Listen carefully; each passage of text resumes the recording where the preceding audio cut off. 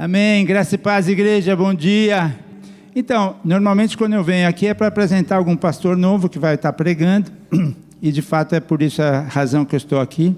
Dia 25 de janeiro agora passado, tivemos algo novo aqui nesta igreja. Essa igreja, aos convidados de hoje, só como pano de fundo, estamos aqui há 21 anos, fazemos parte de um ministério que tem 20, quanto tem, Marcelo? 25, 26, 27. E esse ministério, ele nasceu de que maneira? Ele nasceu numa pequena reunião, numa casa lá no Morumbi. Não tinha pastor nenhum, mas tinha alguém que sabia um pouquinho da palavra. E às segundas-feiras era compartilhado um trecho da palavra para um pequeno grupo de pessoas. Esse grupo foi crescendo e chegou um momento que não cabia mais na casa. E aí começaram, bom, como é que a gente faz e tal? E aí ficaram sabendo que tinha um ministério que estava começando, nem pastor tinha ainda, mas que estava começando num pequeno salão lá no Morumbi. E aí foram procurar, no caso o pastor Chore, que é o pastor fundador desse ministério, e chegaram exatamente dessa maneira: olha, nós não queremos saber de igreja, nem culto, nem igreja, a gente só quer usar o salão de vocês de segunda-feira, pode? E graças a Deus, Deus falou ao coração do pastor Chore, ele falou, claro, pode vir. E com isso Deus, de fato, em pouco tempo, abriu a nossa primeira igreja, chamada Igreja Cristã do Morumbi, que durante muitos anos existiu lá na Jorge João Saad.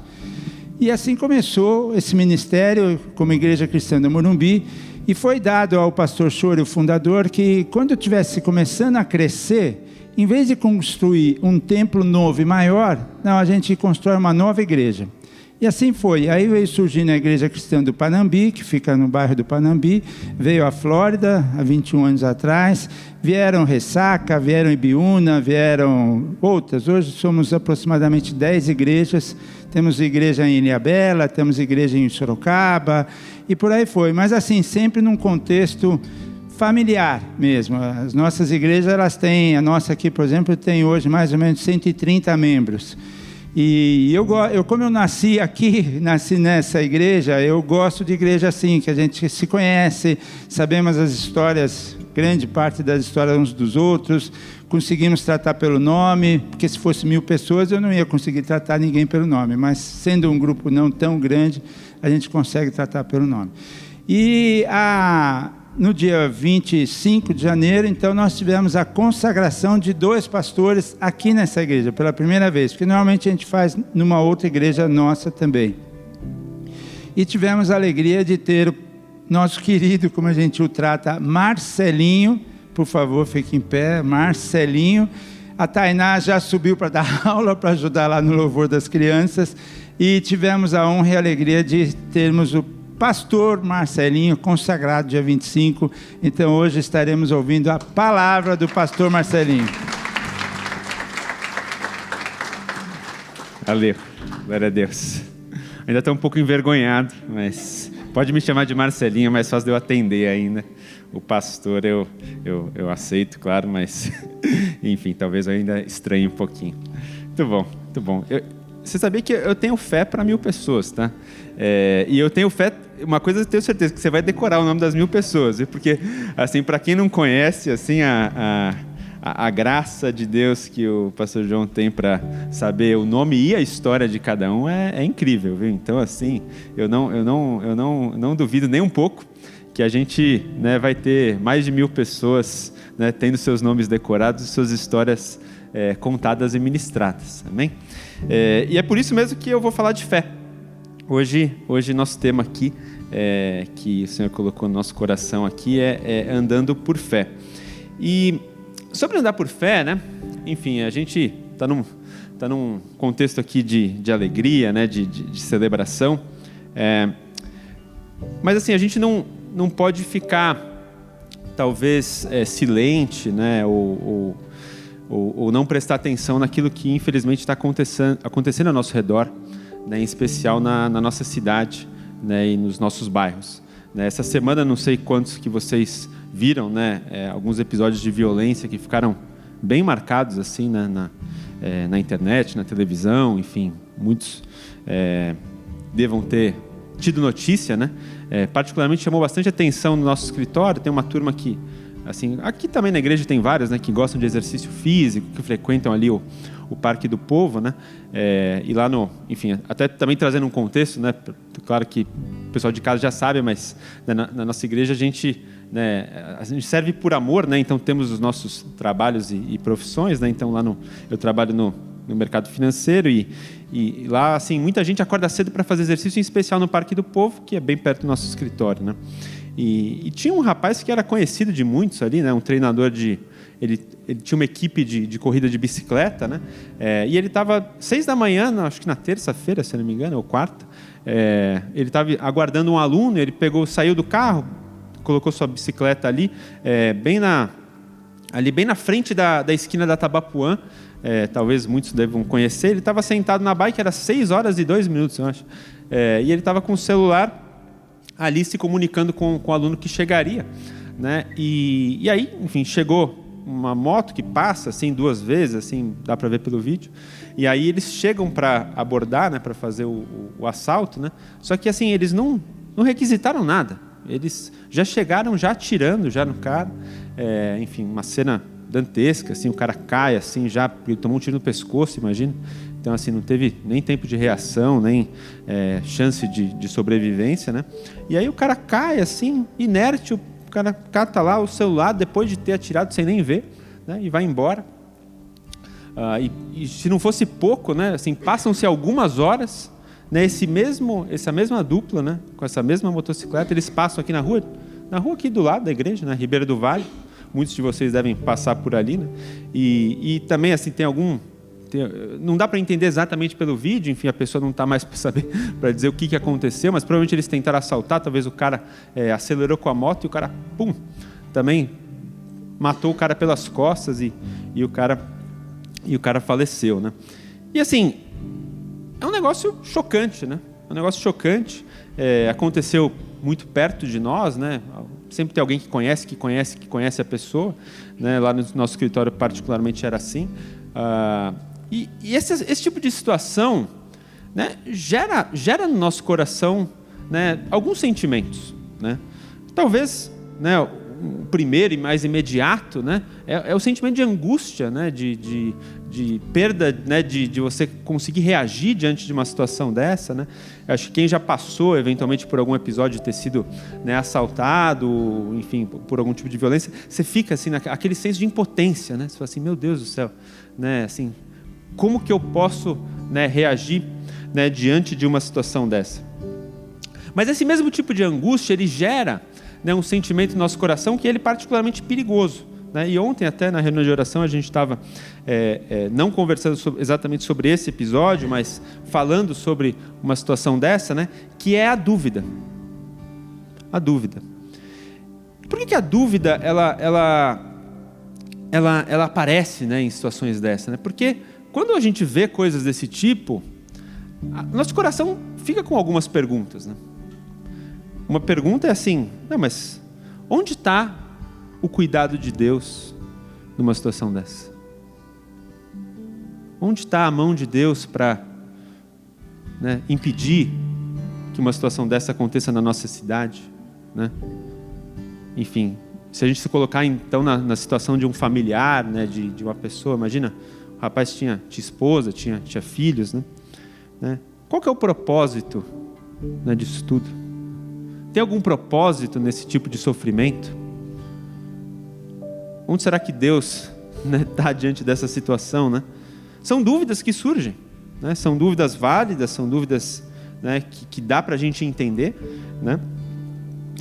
E o que eu acho curioso, né, normalmente a gente associa, né, a fé com a dúvida como se elas fossem os opostos, né? Da mesma forma como o bem é o oposto do mal, né? O alto é o oposto do baixo, né? O magro é o oposto do gordinho, né? A gente às vezes associa a dúvida como sendo o oposto da fé. Mas a dúvida não é o oposto da fé. Mas ela pode pavimentar um caminho para que chegue lá, né, o sentimento de incredulidade, que esse sim, né, é o oposto da fé. E por que a dúvida pode pavimentar, né, o caminho da incredulidade, né? Porque quando a gente começa a duvidar, né, desse cuidado de Deus, né, dos propósitos de Deus, né, diante de situações como essa, né, que passam, né, que são cotidianas, que infelizmente, né, estão se tornando cada vez mais cotidianas em São Paulo, em especial, né? Às vezes a dúvida ela planta, né, uma semente de amargura no nosso coração, porque a gente fica, né, com um sentimento de injustiça, né, do tipo assim, não, mas não é possível, né, isso não é justo. Não é justo que uma coisa desse tipo aconteça com uma pessoa de bem, né? Então, se uma coisa dessa acontece com uma pessoa de bem, então talvez Deus não seja bom. Então talvez Deus não seja justo. Então a dúvida, você vê que se transformou numa amargura, né, por conta desse sentimento de injustiça. E aí talvez essa amargura aí sim consolide, né, no nosso coração o sentimento de incredulidade, de dizer assim, então já que é assim, então não há Deus. Já que assim não há bem. Já que assim, né, tudo é em vão, né, porque afinal de contas coisas desse tipo acontecem. E a gente precisa, obviamente, né, matar essas sementes malignas, porque eu acho que é aí que o diabo faz a festa, né, como a gente sabe, né, e aí nosso coração pode caminhar por um terreno perigoso. E assim, não é o meu objetivo hoje, né, responder essas perguntas. Porque talvez biblicamente a gente consiga, e a gente vai permear, né? Para não dizer que a gente não vai responder, eu acho que a gente vai permear hoje no nosso papo aqui, na nossa conversa, algumas dessas respostas, né? Por que biblicamente o sofrimento existe? Por que essas coisas, né, são permitidas acontecer? Mas talvez, eu diria, né, quase com toda certeza, vamos dizer, pela fé, que responder essas perguntas não necessariamente é a melhor resposta. Porque existe um componente pessoal, né, no sofrimento, né? O sofrimento ele é muito maior quando ele acontece na minha casa. E muitas vezes ele chega na nossa casa. Então talvez eu responder, né, genericamente sobre o sofrimento alheio, ele não traz uma resposta pessoal para a minha angústia. Porque pode ser que eu consiga até generalizar e entender que, né, o livre-arbítrio, o pecado, enfim, o descontrole da nossa sociedade gera situações de violência, mas isso talvez não responda a pergunta do assim, por que o meu irmão está doente?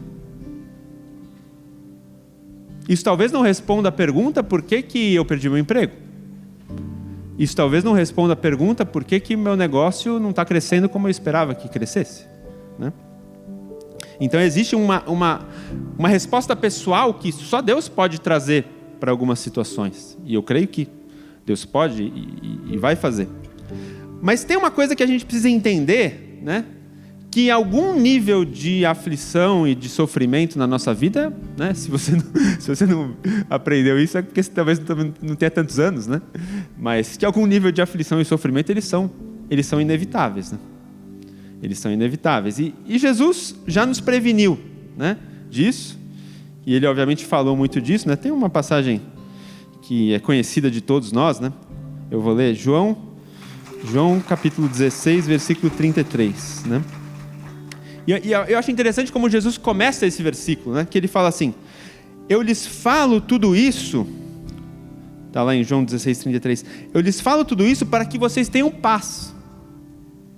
Nossa, ele fala assim, vem alguma coisa muito boa, né? Eu lhes falo tudo isso para que vocês tenham paz. Aí ele diz o seguinte, aqui no mundo, vocês terão aflições. Eu falo assim, mas Jesus, cadê a paz aí, né? Cadê a paz, né? Mas ele fala assim, preparai-vos, né? Aqui no mundo, se você não está sabendo disso, né? Desculpa te contar essa má notícia, né? Mas aqui no mundo, vocês terão aflições. Mas lembra que eu falei isso para que vocês tenham paz. Por quê? Porque faltou ainda eu completar, né? Mas Jesus fala assim, tende bom ânimo. Poxa, mas por que eu tenho que ter bom ânimo se a aflição vai vir, né? Mas tem um motivo. Porque eu, Cristo, eu venci o mundo. Amém? E se Jesus venceu o mundo, Ele pode nos ajudar para que a gente ande por fé. Amém? Então, o que eu essencialmente queria conversar com vocês hoje, né? O que o Senhor colocou no nosso coração para compartilhar aqui, né? Sobre o que é andar por fé, né? Eu dividi a pregação em duas partes aqui, né? Eu dividi o papo em duas partes. o que fé não é e o que fé é. E aí a gente vai permeando um pouco disso tudo e a gente vai pincelando alguns conceitos bíblicos sobre o que fé não é e o que fé é de fato, para que a gente possa andar por fé. Amém? E aí, né, então, um dos versículos que melhor define biblicamente, né, esse papo nosso está em 2 Coríntios. Se vocês quiserem abrir, um versículo curtinho. Se você tiver fácil aí, abre aí. 2 Coríntios, capítulo 5, no versículo 7. 2 Coríntios, capítulo 5, versículo 7, diz o seguinte, Paulo aqui escrevendo para a igreja lá da cidade de Corinto. Porque nós vivemos pela fé, e não por aquilo que nós vemos. Então, né, eu falei que eu ia dividir a mensagem, o que fé não é. Então, o versículo aqui deixou muito claro, né? Nós vivemos pela fé e não vivemos pelo que nós vemos. Então, andar por vista não é andar por fé, né? Nós não andamos diante daquilo que nós vemos. Nós andamos, obviamente, por aquilo que nós cremos. Mas o que fé é, eu já vou falar daqui a pouco. Vamos primeiro se concentrar no que fé não é, né? Fé não é andar por vista, fé não é andar por aquilo que a gente vê. Fé não é colocar confiança naquilo que nossos olhos estão vendo. Por que fé não é colocar confiança naquilo que nossos olhos estão vendo? Porque os nossos olhos, né, eu marquei aqui, os nossos olhos são para nós uma fonte de conflito. Uma fonte de conflito. Por que nossos olhos são para nós, né, uma fonte de conflito? Porque a realidade que nossos olhos conseguem alcançar, em especial em situações como essa, é uma realidade difícil, né? Quando a gente vê uma situação, né, quando eu estava lá no trabalho, né, 7 e pouco da manhã, né, chegando tranquilo, e assim, a primeira coisa que, né, quando a gente abre é vídeo de grupo de WhatsApp, coisas, e logo está na reportagem na televisão, né? Quando nossos olhos alcançam, né, aquilo, o que a gente vê? Né? A gente vê a violência pura, né? E extrapolando isso, né, para os nossos sofrimentos, para as nossas situações de dor, né? Quando nós olhamos para a cena, né, do nosso sofrimento, o que a gente consegue alcançar? O que nossos olhos conseguem ver? Eles veem a perda, eles veem a dor, né? Eles veem a necessidade, eles veem a falta, né? Você abre a conta bancária, está faltando, né? Você abre a porta do seu trabalho e fala, cadê o cliente? Né? Cadê o pedido? Né? E a gente orou por isso já, né? Porque nossos olhos conseguem alcançar aquilo que nós vemos. E muitas vezes aquilo que nós vemos, como eu falei, é uma fonte de conflito para com a nossa fé. Porque a realidade é dura. Mas isso não significa que a fé é uma ilusão assim bobinha, né? Quando eu digo uma ilusão bobinha, é uma negação da realidade, do tipo assim, não, está tudo ruim, mas eu vou fingir que está tudo bem. Não é isso, né? Fé não é uma negação da realidade. Para a gente andar pela fé, a gente tem que começar admitindo a realidade. De fato, nós vivemos num mundo mau. De fato, nós andamos por uma trilha em que algum nível de sofrimento, como Jesus já nos antecipou, nos espera. Então, a admissão da realidade faz parte até do início da nossa jornada para que andemos por fé. Mas, de novo, nossos olhos, eles são uma fonte de conflito, porque o que nós conseguimos ver tem um alcance muito limitado.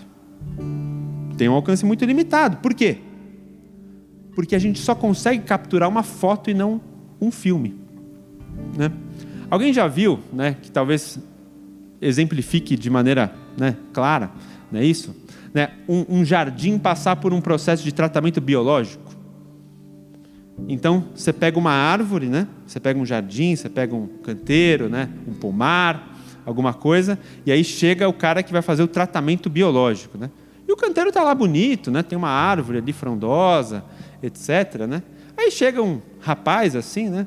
Enfim, meio sujo de terra, né? Você fala assim, pô, vim aqui para consertar o seu jardim, né? Vim aqui para fazer um tratamento biológico no seu jardim.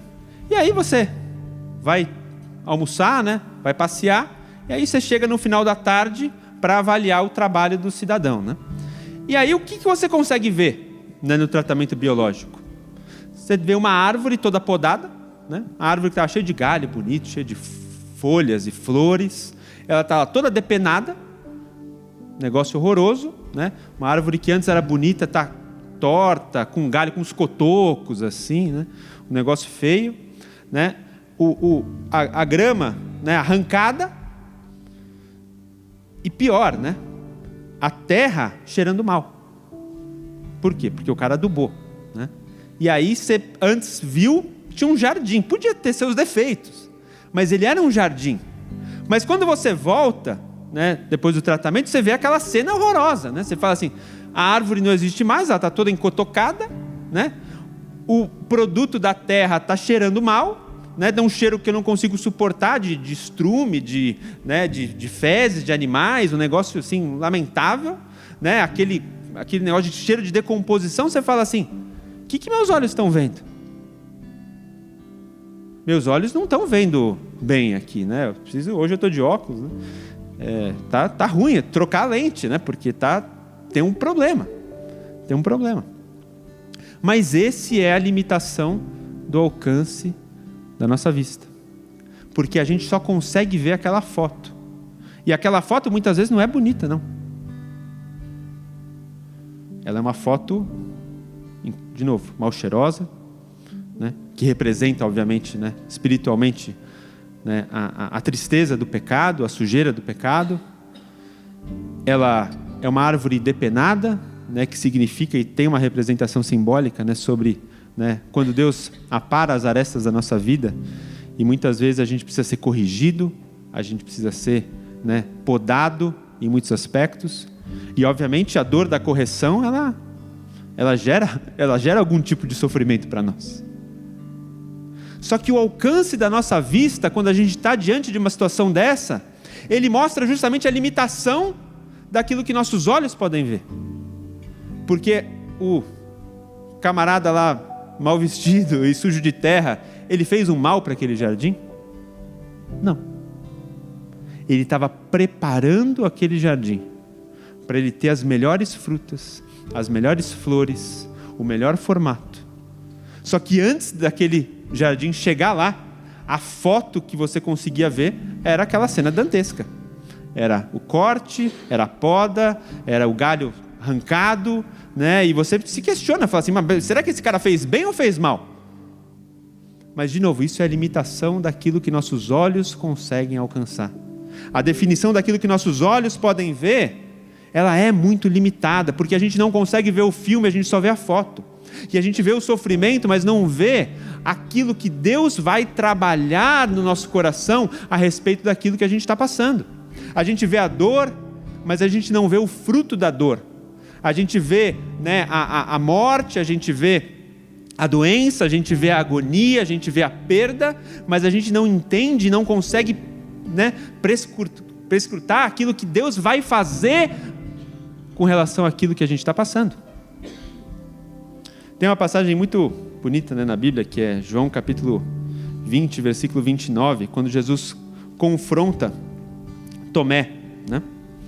Então é muito conhecida essa passagem, né? João 20, 29, que diz o seguinte, né? Vocês devem conhecer essa passagem, né? Tomé, ele não acredita no relato dos primeiros discípulos e das mulheres que tinham visto Jesus ressuscitar. E aí ele fala assim, que ele só creria na ressurreição se ele conseguisse de fato ver, encostar a mão, né, nas marcas e nas feridas do corpo de Jesus. E ele fala assim, se eu conseguir ver, aí sim eu vou acreditar no que vocês estão falando. E aí quando Jesus aparece, né, a primeira pessoa que ele vai falar, né, dos discípulos é Tomé. A Bíblia fala que Jesus surge no meio do nada ali e fala assim, paz sejam com vocês, né? E então Jesus já vai para Tomé e fala assim, Tomé, pode pôr o dedo. Pode pôr o dedo na minha ferida. E aí Tomé fala assim, Senhor Deus, Senhor meu e Deus meu. E aí no 29 Jesus lhe disse, você creu porque você viu? Muito mais felizes são aqueles que creem sem ver. Muito mais felizes são aqueles que creem sem ver. E aí eu estava me perguntando, né, esses dias, eu falei assim, poxa Jesus, mas afinal de contas o cara creu, né? Fala assim, beleza, ele demorou um pouquinho mais, né? Tem gente que é mais enrolada, né? Eu sou daqueles que eu demorei um pouquinho mais, assim, para pegar no tranco, né? Demorei um pouco para abrir meu coração e tal. Eu devia ser meio Tomé, assim, né? Mas assim, pelo menos ele creu, né? Deveria estar no lucro. Talvez Jesus devesse lamentar por aqueles que não creram, né? Mas por que Jesus não queria que a fé dele se baseasse naquilo que ele pudesse ver? Porque Jesus, ele nunca quis que a nossa fé ficasse limitada. Né? De novo, nossos olhos são fontes de limitação. Aquilo que nós podemos ver é muito aquém, é muito menor daquilo que Jesus pode fazer. Você até pode crer se Deus fizer um milagre e curar. Você até pode crer que Deus faça um milagre e abra as portas do seu trabalho. Você pode até crer se o milagre acontecer na sua vida. E glória a Deus por isso, né? Que bom que o milagre aconteceu e que bom que você creu. Mas Jesus estava dizendo, não limita a sua fé só porque você viu. Porque, de novo, se você só conseguiu perceber aquilo que seus olhos conseguiram ver, você está limitando o meu agir. Você está limitando aquilo que eu posso fazer, porque Ele pode fazer coisas muito maiores daquilo que você pode ver. Ele pode fazer coisas muito além daquilo que nós podemos pedir, pensar ou imaginar, porque afinal de contas nem olhos viram, nem ouvidos ouviram, nem jamais penetrou no coração humano aquilo que Deus tem preparado para aqueles que o amam. Então, Jesus nunca quis que nossos olhos fossem esse fator limitante da nossa fé. Porque se a gente basear a nossa fé naquilo que a gente pode ver, a nossa fé é muito pequena. Tem uma temática na Bíblia muito interessante, né, que é a questão da idolatria das imagens de escultura. Né? O Antigo Testamento fala muito sobre isso. Né? Foi um tratar de Deus com o povo de Israel assim de séculos e séculos e séculos, ensinando o povo de que Deus não queria ser representado. Deus não queria que o povo fizesse nenhuma imagem de escultura, nenhuma representação de quem Deus é. Porque afinal de contas, Deus, né? Deus Pai é invisível, a gente não consegue vê-lo. Jesus tomou a forma de homem. Então, no máximo que a gente às vezes faz, né, como igreja, por um significado e até por um entendimento infantil, né? Às vezes para uma criança a gente mostra uma figura, uma imagem de Jesus, né? Um desenho, né? Porque afinal de contas a criança está no processo de aprendizado, né? Sobre quem é Deus. E aí Jesus tomou forma de homem, então a gente usa essa simplificação muitas vezes. Mas Deus, ele deixou muito claro na Bíblia que ele nunca quis ser representado por imagem. Né? Uma das grandes crises ali que acontece com o povo de Israel é logo depois que Moisés desce do monte, né?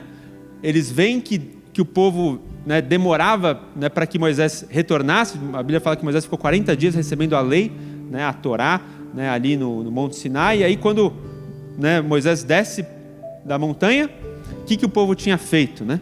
O povo tinha acabado de ver todos os milagres. Ali não era uma questão de necessariamente incredulidade.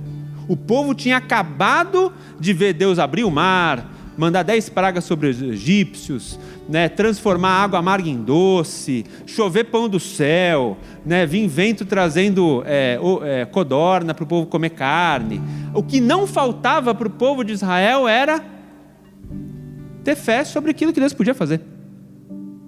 Então eu acho muito maluco quando Moisés vai para o Monte Sinai e a Bíblia fala, não, desce depressa aí porque o povo caiu na idolatria. E um dia, eu ouvindo uma pessoa explicar sobre essa passagem, eu entendi finalmente o que tinha acontecido. Não é que o povo tinha deixado de acreditar em Deus. Não é que o povo tinha deixado de acreditar em Deus. Não faria o menor sentido. O povo abriu o mar, Deus mandou chover pão do céu. Não faz o menor sentido. As pessoas ali não tinham deixado de acreditar em Deus. Mas elas não tinham mais a representação de quem Deus era. Então, Quando, né, Arão fala assim, não, traz o ouro, e aí vocês conhecem a passagem, né? Talvez alguns não, mas assim, Arão fala assim, né, que é o irmão de Moisés, fala assim, não, traz o ouro aí e a gente vai fazer uma imagem de Deus para vocês. E aí quando Arão ele faz o bezerro de ouro, ele fala assim, olha aqui pessoal, este foi o Deus que fez todos esses milagres. Então, o que ele estava fazendo ali? Uma representação de Deus. Mas de novo, Deus queria ser representado por aquilo que os olhos podiam ver? Não, porque aquilo lá é absolutamente, óbvio que Deus não tem a forma de um bezerro, né? Mas aquilo lá é absolutamente limitado. E muitas vezes nós colocamos de fato Deus numa caixinha na nossa vida, né? Eu acho que isso Deus pode fazer. Quando a gente coloca Deus numa caixinha de dizer assim, não, eu acho que isso Deus pode fazer, eu acho que isso Deus não pode fazer. O que a gente está fazendo? Um bezerrinho de ouro pequenininho, né? A gente está limitando Deus por aquilo que os nossos olhos podem ver. E Deus não quer ser limitado. Ele não quer ser representado, não é porque não, Deus é tão especial. Claro que Deus é especial, né? Mas não é que Deus vai ficar ofendidinho. Deus ele não quer que a nossa fé seja limitada por aquilo que os nossos olhos podem ver. Porque Ele pode fazer muito além daquilo que você pode pedir, pensar ou imaginar. Ele pode fazer muito mais. Muito mais. E quando a gente representa, a gente diminui a nossa fé. Tem uma outra questão, né? Última aqui sobre a limitação por vista, né?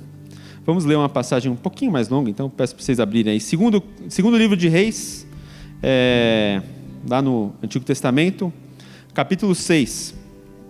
Segundo livro de Reis, capítulo 6, a gente vai ler a história de Eliseu, quando o rei da Síria manda um exército para prendê-lo. Então, 2 Reis, capítulo 6, a gente vai ler a partir do versículo 8. Então, se você abrir aí, 2 Reis, capítulo 6, versículo 8, Eliseu frustra o exército da Síria. Então diz o seguinte a palavra de Deus: quando o rei da Síria estava em guerra contra Israel, ele consultava os seus oficiais, ele dizia, posicionaremos as nossas tropas em tal lugar. Então era uma estratégia de guerra, né? De imediato, o homem de Deus, Eliseu, advertia o rei de Israel, não se aproxime de tal lugar, pois os sírios planejam posicionar as suas tropas ali. E o rei de Israel mandava um aviso para aquele lugar indicado pelo homem de Deus. Várias vezes ele advertiu o rei de que ficasse alerta naqueles lugares. Então, o profeta lá estava, né, usando aí do seu exercício espiritual para, né, ajudar o rei a vencer a batalha. E furioso com essa situação, o rei da Síria reuniu seus oficiais e perguntou: quem de vocês está informando o rei de Israel sobre os meus planos? Ou seja, quem é o X9 aí, né? Tem alguém aí, algum pilantra aqui, que está macumunado com o rei de Israel, né, denunciando os meus planejamentos militares. E aí, né, respondeu um de seus oficiais: ó meu senhor, ó rei, não somos nós. Porém Eliseu, o profeta de Israel, revela ao rei até mesmo as palavras que o Senhor diz em secreto nos seus aposentos. E aí o rei ordenou: vão e descubram onde esse camarada está, para que eu o mande capturá-lo. Então lhe informaram: Eliseu está em Dotã. Assim, certa noite, o rei da Síria mandou um grande exército com muitos cabos de guerra e cavalos para cercar a cidade. Toma cuidado, viu, João? Toma cuidado que o inimigo aí não gosta aí do pessoal que cuida do povo de Deus. Então, na manhã seguinte, né, o servo do homem de Deus se levantou bem cedo, no 15. E ao sair, né, o servo de Eliseu, né, Geazi, ao sair ele viu que haviam soldados, cavalos de guerra por toda parte. E ele disse: ai meu senhor, o que faremos agora? Exclamou ele. E Eliseu fala: não tenha medo, pois muito mais há do nosso lado do que aqueles que estão com o rei inimigo. Muito mais há do nosso lado do que aqueles que estão do outro lado. E então Eliseu orou: ó Senhor, abre os olhos dele para que ele veja. E o Senhor abriu os olhos do servo e ele viu as colinas ao redor de Eliseu, cheias de cavalo e de carruagens de fogo. Amém? O que essa passagem mostra para nós, né? De novo, a limitadíssima alcance da nossa visão, né? Só quando o Senhor de fato abre, né, os nossos olhos espirituais, a gente consegue de fato imaginar a guerra que está acontecendo no plano espiritual. Por que Deus não quer que a gente ande pela vista? Porque afinal de contas existe um nível, né, de batalha, existe um nível de guerra, existe, né, um lugar espiritual onde está acontecendo algo muito mais real do que acontece na Ribeira do Vale aqui, que os nossos olhos não conseguem ver. Existe, né, um mundo espiritual poderoso, real, verdadeiro, que nossos olhos não conseguem perceber.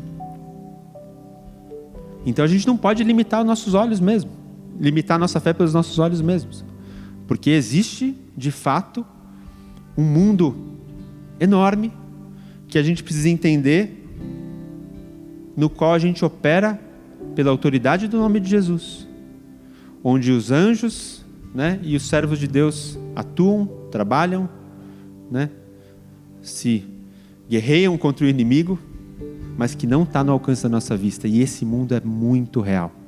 É um alerta para cada um de nós, né? Como nós nos posicionamos diante dessa realidade do mundo espiritual que a gente não consegue perceber, mas a gente consegue atuar nela, porque nós temos a autoridade de Cristo, a autoridade do nome de Jesus, né? Nossa luta, como Jesus fala, né? Como a palavra de Deus nos fala, perdão, não é contra a carne ou sangue, mas é contra os princípios e as autoridades desse mundo das trevas, né? E nós podemos guerrear essa batalha no nome de Jesus. Amém? Então, a gente para isso precisa andar por fé. Vamos agora falar um pouco mais sobre o que fé é, né? Vamos abrir Romanos capítulo 4, eu gosto muito dessa passagem. Romanos capítulo 4. E olha, é interessante quanta coisa a gente precisa desconstruir, né? Para a gente de fato entender aquilo que Deus quer que exerçamos, né? Romanos capítulo 4, vamos falar um pouco sobre o que fé é. Versículos 16 a 18. Conta a história de um cara muito especial da Bíblia chamado Abraão. Romanos capítulo 4, versículo 16. Né? Abraão, que é o pai da fé. Abraão que, como o Senhor ordenou, né? Que deixou a sua terra, deixou a casa de seu pai e foi viver, né, as aventuras de andar na promessa de Deus. E aí diz o seguinte sobre ele, né, o autor de Romanos, no versículo 16, capítulo 4, é por isso que a promessa vem pela fé, para que ela seja segundo a graça de Deus, e assim alcance toda a descendência de Abraão. Quem é a descendência de Abraão? Nós, a igreja de Deus, né? Não somente aqueles que vivem sob a lei, mas todos aqueles que têm fé como teve Abraão, né? E ele estava se referindo aqui, dizendo assim, olha, a descendência de Abraão não é somente a descendência física de Abraão, né? Mas todos aqueles que têm a fé que Abraão teve. Pois ele, Abraão, é o pai da fé, ele é o pai de todos aqueles que creem, conforme aparece nas Escrituras, eu, né, o fiz pai de muitas nações. Ele era, né, um homem estéril que teve filhos aos 100 anos de idade.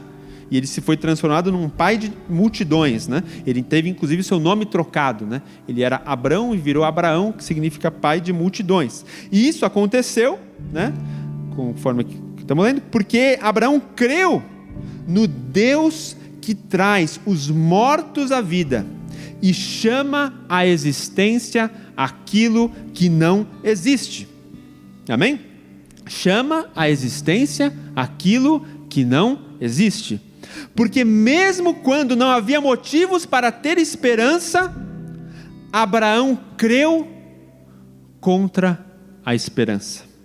Mesmo quando não havia motivos para ter esperança, Abraão creu contra a esperança de que se tornaria o pai de multidões, pois Deus lhe tinha dito. Esse é o número de descendentes que você terá, e a sua fé não se enfraqueceu. Amém? Tem tanta coisa aqui para a gente falar, né? Podia falar horas aqui sobre esse versículo, mas eu vou poupar vocês, porque a gente vai almoçar hoje, né?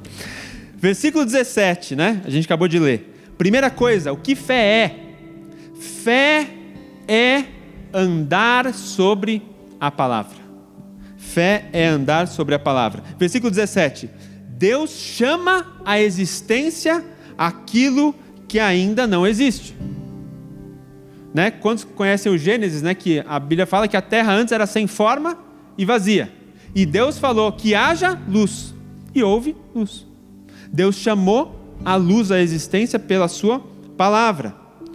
E quando Deus, que tem esse poder criativo e chama à existência as coisas de acordo com a sua palavra, e nós entendemos que nós fomos criados à imagem e semelhança de Deus. Então isso significa que nós carregamos também esse DNA. O DNA de criar, de chamar à existência, de tornar aquilo que não existe em existente, de fazer com que do nada surja a luz. Fazer com que não exista. Lembra lá da foto do exercício biológico aqui, né? Do nada surgiu a vida. Deus chamou à existência aquilo que não existe. Isso é andar sobre a palavra. Isso é andar sobre a palavra. E isso aqui não é assim, porque hoje em dia tem aqueles coaches, né? Nada especificamente contra eles, mas assim, né? Tem os caras que fazem as tais das declarações positivas. Alguém já ouviu falar delas, né? Que é o cara que chega no espelho e fala assim, né? Eu sou rico, eu sou rico, eu sou rico, né? Tem uns malucos, né, que fazem um negócio desse. Mas aqui não é disso que a gente está falando. Não é disso que a gente está falando, né? A gente está falando sobre declarar a palavra de Deus. Chamar à existência as coisas segundo aquilo que Deus prometeu. Porque se Deus prometeu, pode ser que não exista mesmo, hoje. Mas isso não quer dizer que não existirá amanhã. Lembra que a gente estava limitando a nossa fé por aquilo que a gente podia ver. A gente via o quê? A árvore podada, mal cheirosa. Mas a gente pode andar em obediência, andar sobre a palavra, declarar aquilo que Deus prometeu para nós. Então a gente não está, né, fazendo uma declaração positiva vazia, a gente está declarando a promessa de Deus. E qual que é a promessa de Deus para a sua vida? É de abundância, é de vida, é de cura, é de alegria, é de vitória. Então a gente pode orar sobre isso pela fé, declarar isso pela fé, declarar isso diante das nossas circunstâncias, diante dos nossos problemas, diante, né, de uma conta bancária vazia, ou diante de uma, né, de um, sei lá, um consultório sem cliente, ou diante de uma, né, de uma dificuldade profissional, ou diante de uma dificuldade, né, familiar, diante de um casamento abalado, diante de filhos, né, com problemas, diante, né, de situações, né, de doença, de morte. Chamar à existência aquilo que não existe. E como Abraão, crer contra a esperança. Eu acho isso maravilhoso, né? Crer contra a esperança. Por quê? Porque a esperança desse mundo, ela de novo se baseia no diagnóstico humano. E Deus tem a palavra final sobre tudo. Deus tem a palavra final sobre tudo. Desafiar a lógica natural.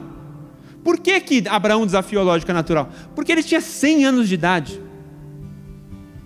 E ele falou assim, Deus, você me abençoou pra caramba, me deu um monte de bens, e eu vou deixar tudo aqui pro meu servo. E Deus falou assim, cara, você vai ser pai de multidões. E aí ele falava assim, Deus, eu tenho 100 anos de idade, minha mulher tem 90. Não sei se ele chamou Deus de cara. Falei assim, mas cara, não vai rolar, entendeu? Não tem como, olha a situação. Olha a lógica. Mas Deus é o Senhor da lógica. Você pode falar assim, mas olha a minha situação. Olha o diagnóstico aqui, não, está aqui o laudo, está aqui a chapa. Deus falou assim, estou nem aí para a chapa. Estou nem aí para isso. Eu criei a lógica. Eu sou o médico dos médicos. Eu sou o Senhor dos senhores. Eu sou o dono de todo ouro e toda prata. Então isso é fé. Isso é fé. Não é, de novo, a gente negar a realidade. A realidade está lá, está posta. Mas ela é uma foto. Ela, de novo, não é o filme daquilo que Deus vai fazer, porque Deus é maior que tudo isso. E eu acho muito legal, né? E acho muito inspirador, né? Quando a gente vê esses testemunhos de pessoas que desafiaram essa lógica, né? A gente, né? Eu não vou me repetir aqui, mas a gente tem N testemunhos aqui na igreja, né, de desafios dessa lógica humana, de pessoas que creram contra a esperança natural, né? Enfim, muitos estavam aqui, né? Tem alguns visitantes, mas eu vou citar muito rapidamente, né? Algumas semanas atrás, quem teve que ir pregando, né, trazendo a palavra, foi o meu irmão, né, o Sérgio, e ele também foi consagrado, né? Ele mora no Canadá, ele, né, também trabalha e ele está, né, começando um grupo ali, né, na sua casa de ensino bíblico e tal. E ele tem um testemunho espetacular, né? Ele, enfim, muito rapidamente, assim, ele sofreu uma parada cardiorrespiratória, morreu clinicamente, né, no chão, voltando de uma corrida, né? Ele treinava maratona, agora não está treinando mais, mas ele estava voltando de uma corrida com a minha cunhada, com a Karen, e ele caiu no chão, morto. E entre o tempo, né, que ele foi resgatado, né, pelos médicos e tal, e veio o SAMU lá do Canadá, ele mora em Toronto, demoraram aí um pouco mais de 10 minutos. Um pouco mais de 10 minutos entre, né, o atendimento e os primeiros socorros. É claro que tinha alguém lá tentando fazer alguma massagem cardíaca nele nesse interim, né? A Karen estava em estado de choque, não sabia nem onde estava, me ligou 700 vezes, eu estava tomando banho e não vi, e foi um negócio assim surreal. E aí, né, recentemente ele foi, né, se encontrar com os paramédicos que o socorreram, né? Foi um negócio muito bonito, até porque no Canadá tem aquelas LGPD, né? Tem aquelas leis de proteção de dados. Ele não podia saber quem que tinha socorrido ele, porque vai que, sei lá, né, a pessoa é meio maluca, então não podia, mas ele conseguiu dar um jeito de ir lá, né, e encontrar com as pessoas que o tinham socorrido. E assim, diante da lógica humana, né? Tem alguns médicos aqui, né, alguns enfermeiros, sei lá, né? Tipo, não faz sentido o que aconteceu com ele. Não faz sentido. Mais de 10 minutos uma pessoa com uma parada total cardiorrespiratória, né, ela até pode sobreviver, mas assim, ela com certeza vai estar lesionada completamente, né, mentalmente. Não tem, enfim, casos médicos, né, que conseguem explicar o nível hoje de... Claro que meu irmão às vezes esquece as coisas, tá? Mas tudo bem, Deus está ainda no processo de curar. Mas assim, não tem explicação, né? Hoje ele trabalha, ele faz tudo, não tem nenhuma limitação, se exercita, né? Tem uma memória boa até, melhor do que muitos que não tiveram nada, né? E é um negócio assim que fala assim, não tem explicação, não tem explicação. Mas Deus é o médico dos médicos. Então o diagnóstico está lá, fala assim, olha, no caso que não tem. E Deus falou assim, rasguei, quero nem saber. Não quero nem saber. E eu acho muito bonito quando a gente vê ainda, né, no caso da Karen não foi exatamente isso, né, mas quando a gente vê o desafio a essa lógica, né, e eu acho muito bonito quando eu vejo o João testemunhar, né, para quem não sabe, a Lídia teve também um processo complicadíssimo, ficou 120 dias, né, quanto foi? 100 e tantos dias internada, enfim, estado gravíssimo, UTI, vai, volta, vai morrer, não vai, não volta, e eu acho muito bonito quando o João fala assim, não, que o pessoal ligava para ele e falava assim, então, João, se prepara, porque tua mulher não está bem, eu acho que ela não vai passar por essa. E ele falava o quê? Não vai ficar mal, vai ficar bem. Mas o diagnóstico era aquele, clinicamente era aquilo ali que eu esperava, mas ele creu contra a esperança, ele desafiou a lógica, e desafiou mesmo, falou assim, não vou, não, porque tem que botar, sei lá, que depois ele conta aí, mas não vou, porque eu creio. Não faz sentido? Não, mas eu creio. Não faz sentido achar que Deus vai fazer os milagres na tua vida? Não faz, mas eu creio, porque isso é desafiar a lógica, é crer contra a esperança. Deus tem a palavra final, mas e quando não vem? E quando não vem? Aí a gente tem que saltar pela fé. Né? Hebreus, no capítulo 11, né? Ele fala o seguinte, também sobre essa turma aí, né, de heróis da fé. Hebreus capítulo 11, versículo 8, fala assim, pela fé Abraão obedeceu, quando foi chamado a ir para outra terra que ele receberia por herança. ele partiu sem saber para onde ia. E mesmo quando chegou à terra que lhe havia sido prometida, viveu ali pela fé, porque ele era estrangeiro, morando em tendas. Ele obedeceu. Então existe, né, um chamado de Deus para nós, né, para andar na fé de Abraão. Dá um salto às vezes no escuro, dá um salto às vezes, né, diante da lógica, dá um salto às vezes diante, né, daquilo que os nossos olhos conseguem ver, sem saber exatamente para onde você vai.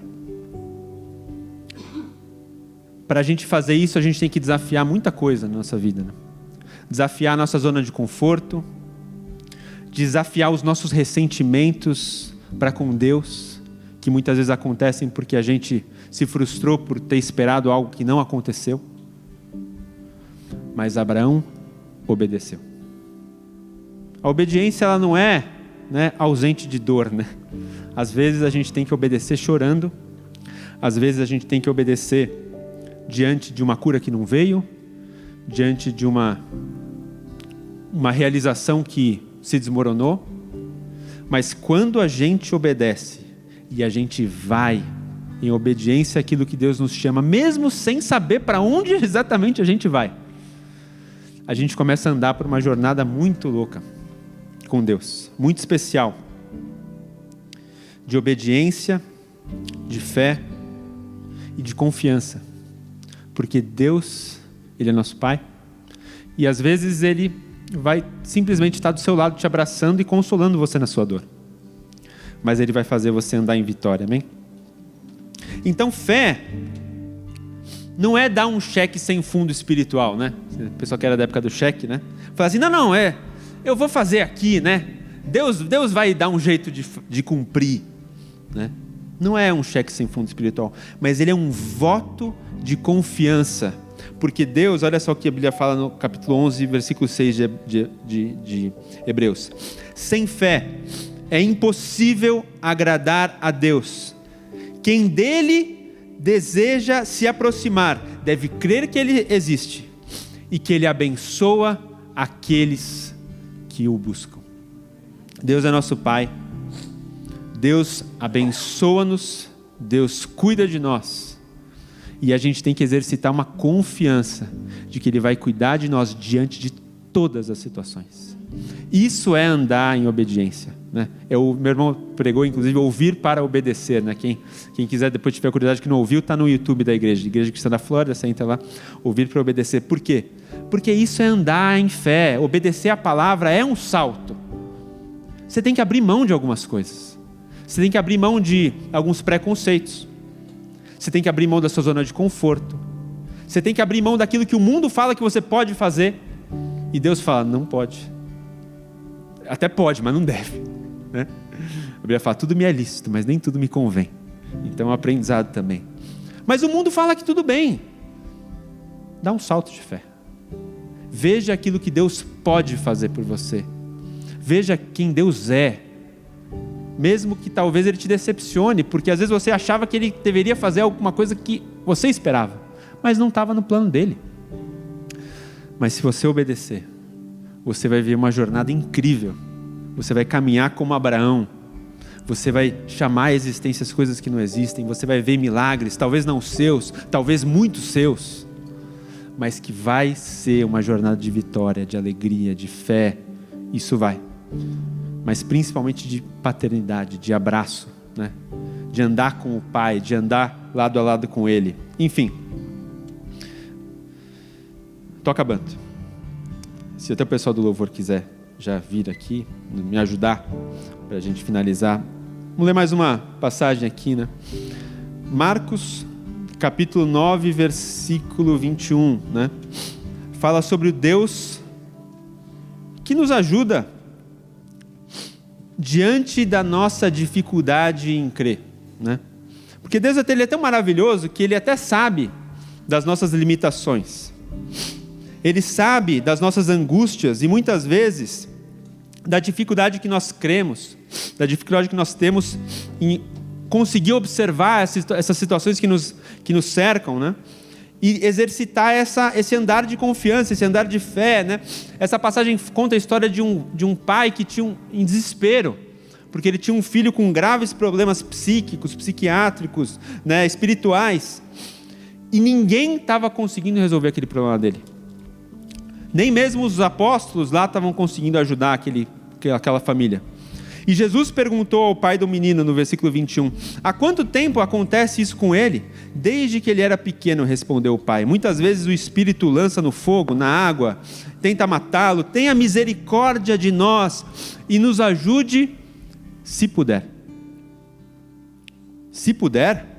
Perguntou Jesus. Tudo é possível para aquele que crê. E no mesmo instante o pai respondeu, eu creio, mas me ajuda, Senhor, a superar a minha falta de fé, a minha incredulidade. E quando Jesus viu aquela multidão, repreendeu o espírito que impede esse menino de ouvir e falar, ordeno que saia e nunca mais entre nele. O espírito gritou, causou confusão intensa, convulsão, e saiu dele. E Jesus tomou o menino pela mão e o ajudou a se levantar, ele ficou em pé, amém? Então, a gente tem um Deus que nos ajuda na nossa falta de fé. A gente tem um Deus que nos levanta pela mão e fala assim, filho, eu sei que é uma jornada, eu sei que é uma caminhada, eu sei que é complexo, que é difícil, desafiar a lógica, sair da sua zona de conforto, vencer os seus medos, mágoas, ressentimentos, os seus anseios não atendidos. Mas eu tenho uma jornada de fé e vitória para a sua vida. Amém? E a gente tem aqui tantos recursos, né? Nessa comunidade, nesse corpo, né? A gente ontem estava aqui se juntando com irmãos, né? Orando por você, por nós, por esse domingo, né? Pelas nossas famílias, né? No versículo 29, Jesus fala assim, que aquela situação, ela só se resolveria com jejum e com oração. Graças a Deus que a gente tem aqui guerreiros de oração que oram por você, né? Se você quiser se juntar com essa turma aí, né? Cada 15 dias, no sábado, 11 da manhã, né? A gente está por aqui. Mas principalmente, né? Não despreze, né, o pequeno começo. Nessa mesma passagem, né, só que no outro evangelho, não vou pedir para a gente abrir, que já está acabando, Jesus, ele responde aos discípulos e ele fala o seguinte, né? Se os discípulos tivessem a fé como um grãozinho de mostarda, eles podiam falar para o monte, lança-te no mar, e o monte se moveria e se lançaria. E aí a gente se pergunta assim, mas o que é isso, né? Eu vou fazer um monte, né? O monte é a tua vida, né? O monte é teu problema, o monte é a tua dificuldade, a tua necessidade. E a nossa fé, às vezes, ela é pequenininha mesmo, né? Porque o grão de mostarda, o princípio é esse, né? O grão de mostarda é a menor de todas as sementes de hortaliças, né? Mas quando ele cresce, ele se torna a maior de todas as árvores. Então isso fala sobre o pequeno começo, né? Não despreze o pequeno começo. Você tem um passo pequeno para dar? Dê. Começa pelo pequenininho mesmo. Às vezes o que você precisa hoje é dizer assim, Senhor, eis-me aqui. Eu quero começar a andar contigo. Eu quero começar a andar pela fé. Às vezes o que você está, né? O seu passinho é, Senhor, eu vou abrir mão daquele hábito, daquele vício, às vezes daquele pecado, daquilo que está me separando da minha esposa, dos meus filhos, um mau comportamento, um mau hábito, às vezes alguma coisa que está te separando de Deus por vergonha, pela dor, né? Às vezes você precisa abrir mão de uma relação, né? Alguma coisa que está doentia, alguma coisa que não está sadia.